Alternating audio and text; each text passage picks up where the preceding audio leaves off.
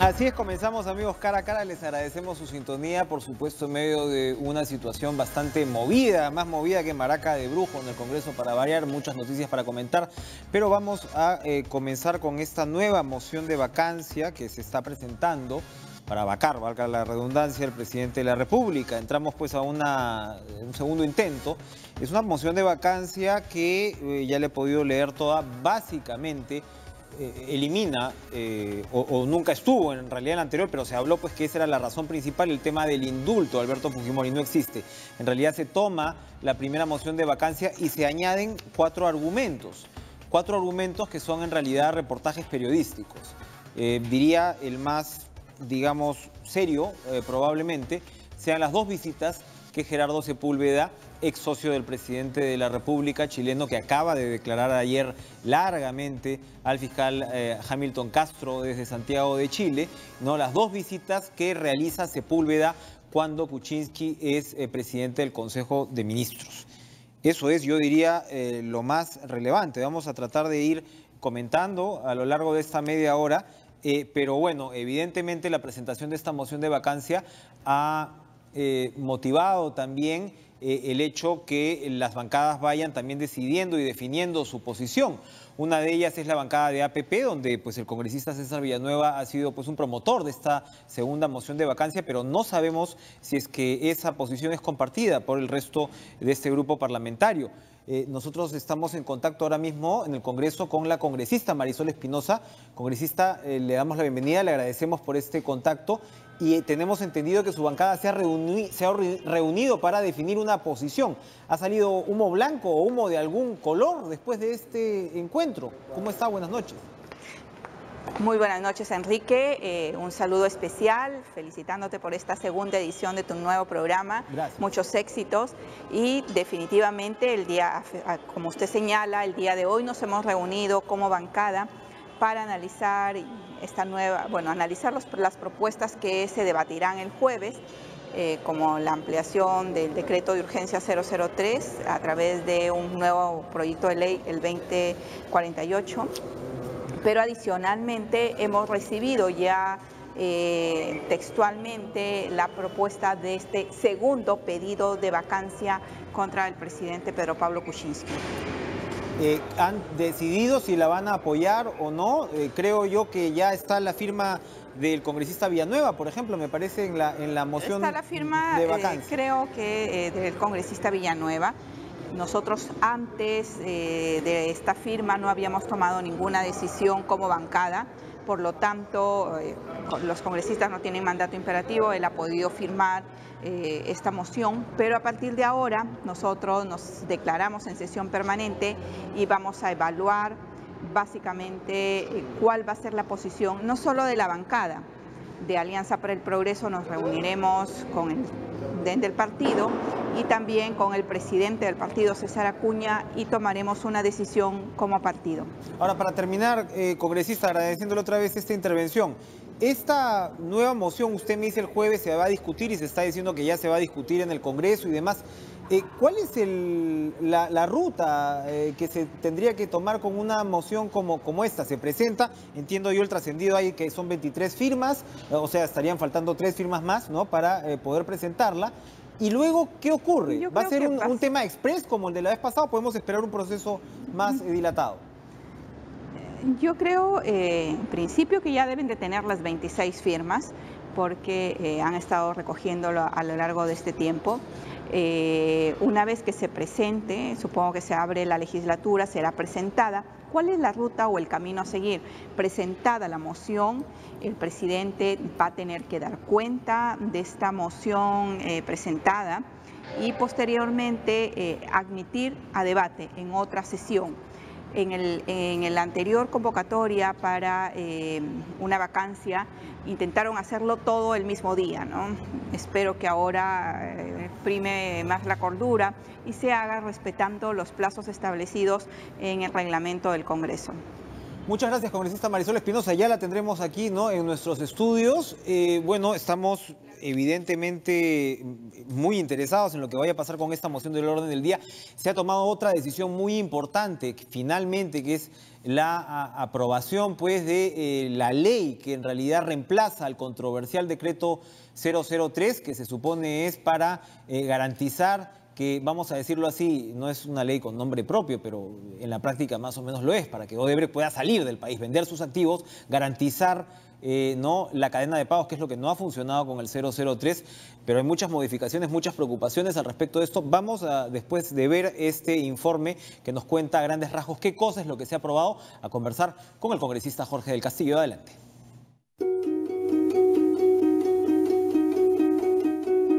Luego de 6 sesiones, fue aprobado por la Comisión Mixta de Justicia y Economía del Congreso de la República el proyecto de ley presentado por el Ejecutivo para que reemplace el decreto de urgencia 003. A continuación le explicamos todos los detalles de este proyecto.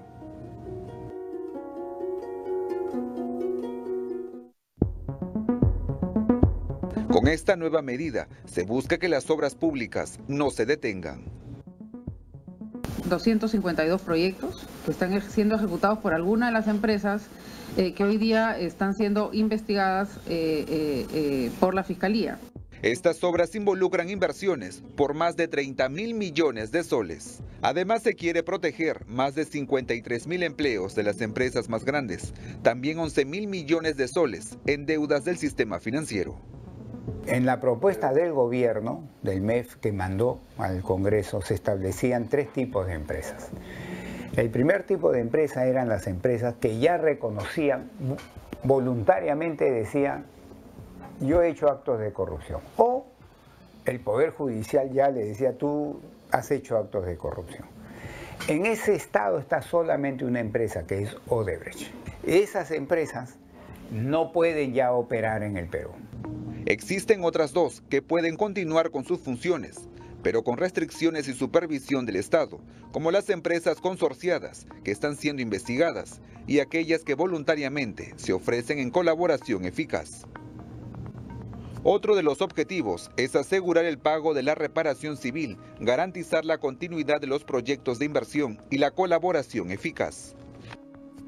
Lo que nosotros estamos buscando acá es un equilibrio, ¿no es cierto?, entre atender las necesidades de la población y de las autoridades de brindarle a la población lo más rápido posible los servicios que requieren de salud, educación, agricultura, etcétera, sin dejar que acá haya un proceso de corrupción inmune. De esta manera, no se detendrá el avance de proyectos emblemáticos como los Juegos Panamericanos, Chavimochic, la línea 2 del Metro de Lima, Ramiro Prialé, el Hospital Hermilio Valdizán, Majesiguas y miles de puentes, entre otros. Requerimos de una ley para poder sacar eso adelante. El decreto de urgencia 003, publicado el año pasado, dispuso que las empresas condenadas, investigadas o que hayan admitido su vinculación con casos de corrupción no puedan vender sus activos ni acciones o transferir al exterior dividendos o utilidades hasta que se efectúe el pago íntegro de la reparación civil al Estado peruano. Y ahora sí le damos la bienvenida al congresista aprista Jorge del Castillo en medio de estas aguas movidas. Jorge, ¿cómo está? Un gusto verlo. Muchas gracias. En esta nueva etapa nocturna. Gracias por estar con nosotros. Y los felicito por el programa. Vamos a hacer todo nuestro esfuerzo. Bueno, vamos a pasar en unos minutos al tema de la moción de orden del día, pero ¿por qué es importante esta aprobación de este proyecto pues, que reemplaza al 003? Mira, el tema es que con las denuncias que se produjeron, ¿no?, de Odebrecht y las empresas consorciadas, pero detrás de ellos hay una multitud de pequeñas empresas que les proveen fierro, cemento, transporte, personal, guachimanes, yo qué sé, de todo, ¿no? Entonces toda esa gente se quedó en el aire. Entonces son miles de personas, trabajadores de construcción civil, a montones. Entonces gente que se quedó completamente, porque se rompió la cadena de pagos, como se llama. Entonces era muy importante reactivar esto, porque no solamente que funcione la cadena de pagos, sino que esto tenga como consecuencia la terminación de las obras que se han quedado en el aire. Por ejemplo, eso no tendría por qué ser afectado de ninguna manera. El puente manera, El Derby, que está... Así es, casi 2 años después. Está parado, ¿no? Una de las hojas no existe, las tienen que terminar. La Costa Verde del Callao, ¿no? Está la obra casi terminada. ¿no? Y así por el estilo hay otras obras en todo el país, ¿no? ¿En qué falló el 003 y qué cambia ahora? Aparte, bueno, con las 80 modificaciones, iremos estudiando esas modificaciones, pero porque falló el 003. Bueno, se suponía que el objetivo era que no ocurra lo que ocurrió. Completamente insuficiente, no previó la solución del tema, previó solamente no se lleven la plata, ¿no? Congelamos las cosas. Pero, pero con eso, ¿qué resuelve? Congelaron todo. Bueno, se quedó el tema congelado, ¿no? Cuentas embargadas, en fin, pero con eso, ¿qué resuelves? O sea, sin perjuicio de las responsabilidades penales que puedan haber, ¿no? Ahora lo que se está planteando es, mira, si tú te coges empresas colaterales a mecanismos de colaboración eficaz, o vendes el proyecto, ¿no? O lo sigues trabajando, si después para el Estado o es una concesión, pero pagas todas tus obligaciones primero, empezando por los trabajadores, cosa que es una buena enmienda que varios introdujimos en la No estaba en el proyecto del Ejecutivo original. No estaba en la prelación de pagos. No o sea, había una claridad. Primero el tema de la SUNAT, la reparación, pero no, ¿y los trabajadores? ¿No? Entonces, bueno, ya hemos quedado primero los trabajadores y ahí ya se ordenó. ¿Se ha aprobado este tema de la fórmula para la reparación civil también? Que también ha generado pues tanta controversia y confusión. Ya está resuelto el tema, se ha aprobado con un solo voto en contra de dos comisiones, tanto Justicia como Economía. Así que me parece que es un buen trabajo que ha hecho tanto los congresistas Ceresi y Lombardi en este tema. Me parece bien. Y la colaboración, hay que reconocerlo, de la bancada mayoritaria, ¿no? Que ha tenido obviamente sus observaciones, difícil lo que tú quieras, pero al final ¿no? Hemos consensuado en un buen mecanismo de solución. ¿Cómo debería comenzar a aplicarse esto? ¿Cómo debería comenzar a reactivarse? Conocemos a este señor, por ejemplo, Hugo Alache, que es ¿no? de los proveedores que han quebrado, 150, ¿no? miles de trabajos que se han quedado en el aire. ¿Cómo comienza a aplicarse esto? ¿Cómo va a aterrizar? Por ejemplo, puede haber proyectos, uno de los proyectos que más hablan, Chaglia, que es una hidroeléctrica en Huánuco, ¿no? Una empresa china aparentemente está interesada en comprarla. Pero nadie la compra, ni los chinos ni nadie, si no tenías un respaldo de ley. Por eso la ley es importante. No era cosa de sacar un decreto de urgencia, no. La ley le da, digamos, estabilidad jurídica a la transferencia o a cualquier otra medida que se tome. Y el que mete la plata sabe que no le van a caer encima. Por supuesto. Porque había de todas maneras... Que no le van a cambiar las reglas de juego, o sea, entra con las reglas claras. ¿Y el fideicomiso? Porque también había una discusión en torno a eso. ¿Cuánta plata se iba a eso? Eso es para que una parte, por ejemplo, si es una operación con un contrato directo del Estado, el 10% de ese contrato va al fideicomiso y en las otras son diversas sumas que entran. ¿Y el fideicomiso qué cosa es? Un fondo, ¿no? Que lo va a manejar a un banco para dar las garantías de que solamente se pagan las cosas que están priorizadas y que corresponden, y que esta gente no puede agarrar la plata y llevársela a su casa. Porque en el caso de Chaglia, por ejemplo, se decía que ahora Odebrecht era la que no quería vender, precisamente por el dinero que se iba a retener, pero ellos en su discurso, digamos, se ponen del lado del trabajador y del proveedor. ¿Eso queda claro? ¿Eso se arregla con esta modificación? Yo creo que el tema va a mejorar por lo menos bastante. Estas son cosas nuevas en las que no hay tampoco mucha experiencia en el país. Mira como en el mundo, el caso Siemens, que fue un tema recontra conocido, ¿no? Le dieron una solución. A nadie se le ocurrió, vamos a... Pero es que yo creo que nos pusimos a inventar la pólvora con el 003, ¿no? Eso de que se iba la empresa y, o sea, en realidad... Pues... Quizás pudo ser una medida de emergencia, pues, pero por la primera fase, pero demoraron también, es verdad, en plantear cuál era el siguiente paso, ¿no? Una buena noticia, entonces. Sí, es la buena noticia del día. Vamos a regresar con la que no sé si es buena, mala, desconcertante. Vamos a regresar después de la pausa para discutir pues esta nueva moción de vacancia del presidente de la República. Volvemos con Jorge del Castillo.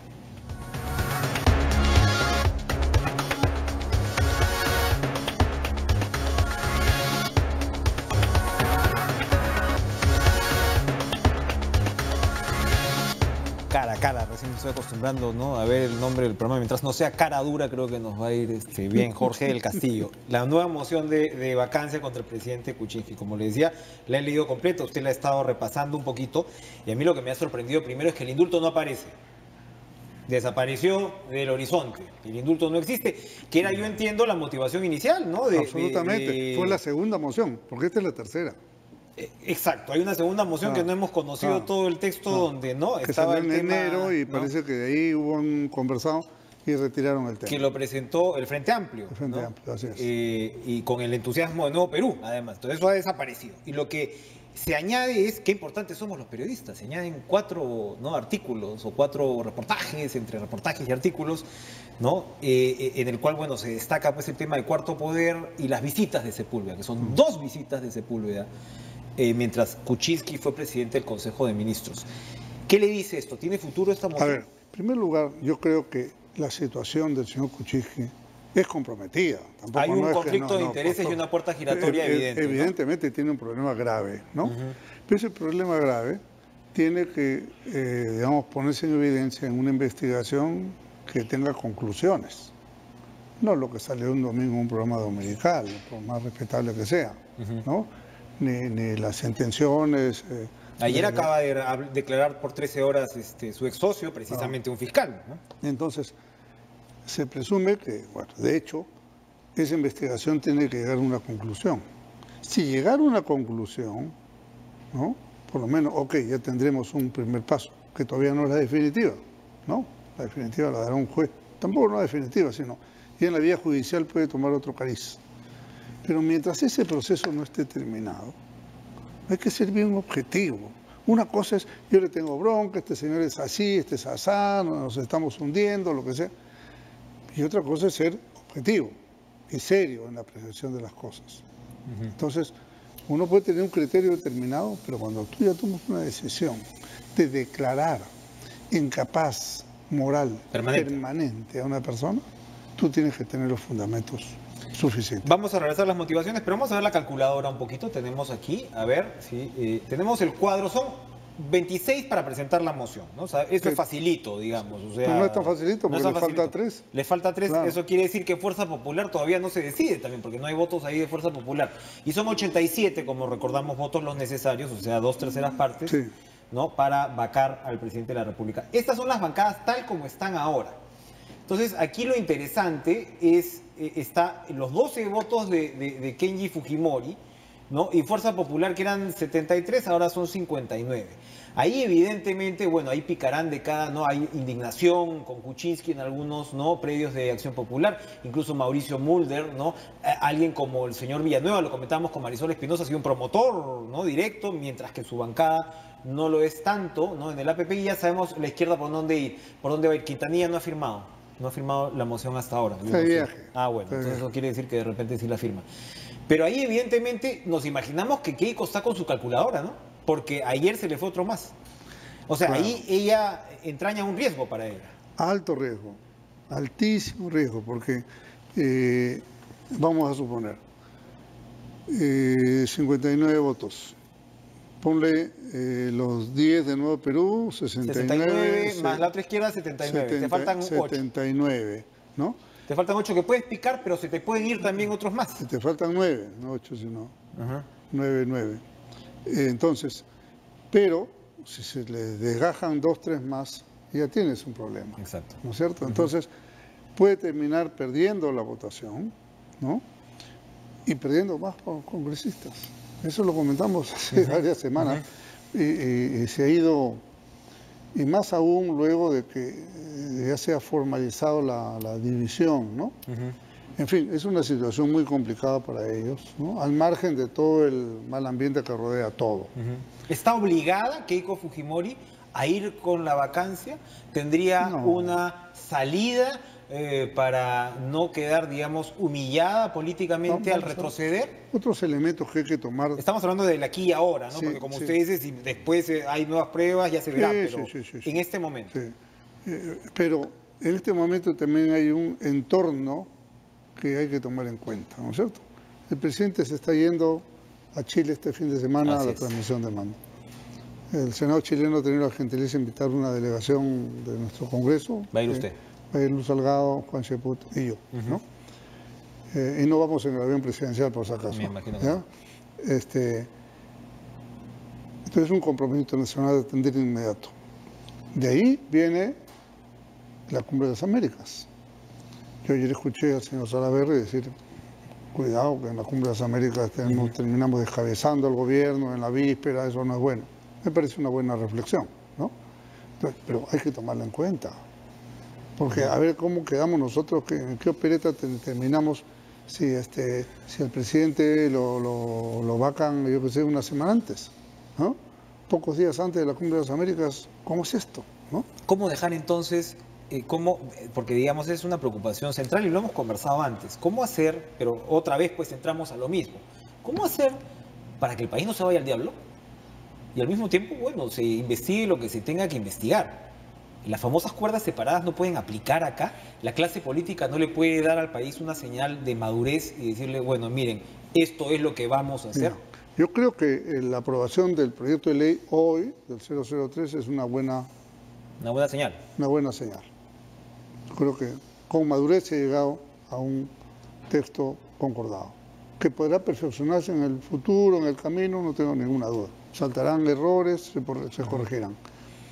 Pero este es un tema en el cual hay gente que hay que meter preso a todo el mundo, ¿no? Sin medir las consecuencias de esto. No le interesa que se retire la economía, no le interesa que las obras se terminen, no le interesa que cobren los trabajadores, no, eso no le interesa. Lo que interesa es saber cómo metemos a la cárcel a todo el mundo. Al final, el perjuicio es en conjunto, a todos. Toda nuestra experiencia política recuerda a Vargas Llosa, ¿no? Entró en la política en contra. Al final él no duró ni 2 ni 3 años, creo, activo políticamente. Entonces, ¿por qué? Porque esto te arrastra todo el sistema.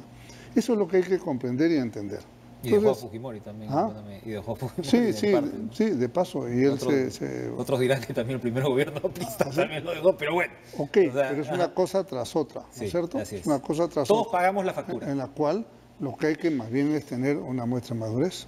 Por eso el segundo gobierno aprista fue una demostración de gran madurez política que revirtió toda la visión negativa anterior y se hizo un buen gobierno. Conversaba con un colega ahora, mencionábamos precisamente esa muestra de pragmatismo y otras más. ¿Kuczynski es menos pragmático de lo que parecía?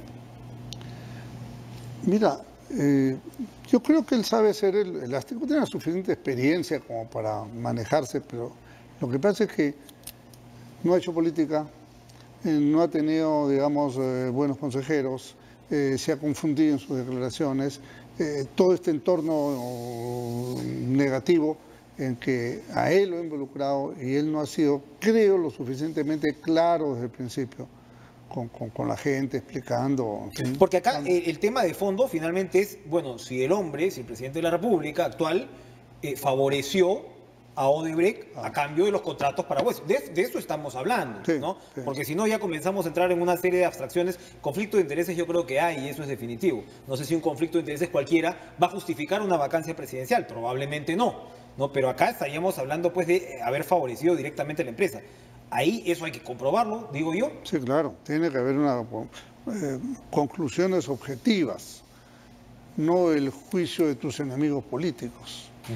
Para terminar, Jorge, el $1.000.000, ¿cómo afecta a Keiko Fujimori? La posibilidad de haber recibido las declaraciones de Barata, porque más o menos... Sí, bueno, es una cosa fuerte para todos, tampoco, no solamente para ella, no, la verdad, para todos es un tema fuerte. Pero yo creo que yo he escuchado algunas expresiones, ¿no? De algunos abogados que conocen el tema y que han ido poniendo las cosas en su lugar, ¿no? Siempre será un tema criticable, no hay ninguna duda. Ha habido los allanamientos, las casas de 2 personas, es una cosa bastante fuerte, ¿no? Pero bueno, ya vendrán. Dicen que hay informes legales en que las contribuciones de campaña no son delitos, efectivamente no lo son, ¿no es cierto? Pero nadie ha usado ese argumento. Jorge del Castillo, hemos hablado muchísimas veces sobre si esta no sería una oportunidad buena para reformar la forma de hacer campañas en el Perú. ¿No sería una posibilidad? Una cosa que hemos hablado varias veces, ¿no? El gran costo está en la televisión. Así es. Entonces, si la televisión, en lugar de dejarla abierta para que todo el mundo contrate según la plata que tenga, entonces aquí gana el que más plata tiene. Mejor es ir al financiamiento público de la televisión y nada más que eso. Así bajamos 80% mínimamente el costo de campaña, entonces ya no habrá necesidad, porque por más controles que pongan, siempre habrá plata bajo la mesa. ¿No es cierto? Y la necesidad y el hambre, entre comillas, de poder financiar las campañas en televisión es voraz. Entonces yo creo que ese es un tema muy importante. En México funciona parcialmente así y creo que deberíamos hacerlo de esa manera, de forma tal que así cortamos por lo sano este riesgo permanente de que, oye, si la campaña me cuesta 5 millones de dólares, ¿qué va a salir de polladas y de comidas? No. Simplemente puede haber dinero de otra forma, que no es correcto porque ya vemos los problemas que hay. Kuczynski el domingo nos dijo, no estoy de acuerdo con que el Estado financie todo, pero sí estoy de acuerdo en reformar el tema de la publicidad. Por ejemplo, las franjas, ¿no?, en las señales públicas y de repente fórmulas similares a las que usted está hablando. ¿El Congreso podría impulsar? Sí. ¿No sería bueno decir, ok, miren, esto pues es una situación evidente en la cual nos hemos visto envueltos todos, le vamos a dar al país esta opción? ¿No sería una forma de sacar algo positivo? Mira, es una idea que yo le he venido, tú sabes, trabajando hace mucho tiempo. Lo voy a poner blanco y negro y vamos a tratar de consensuarlo.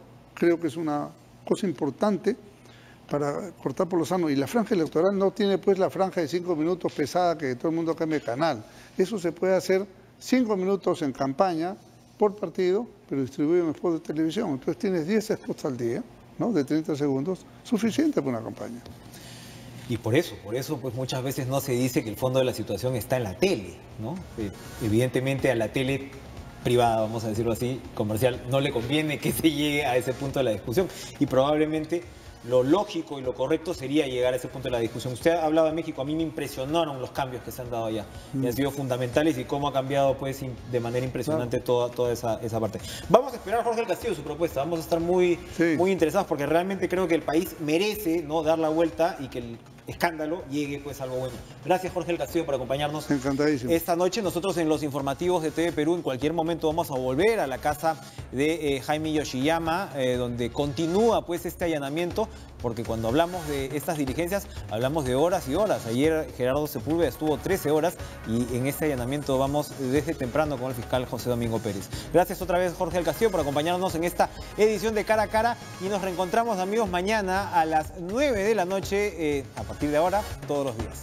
Gracias.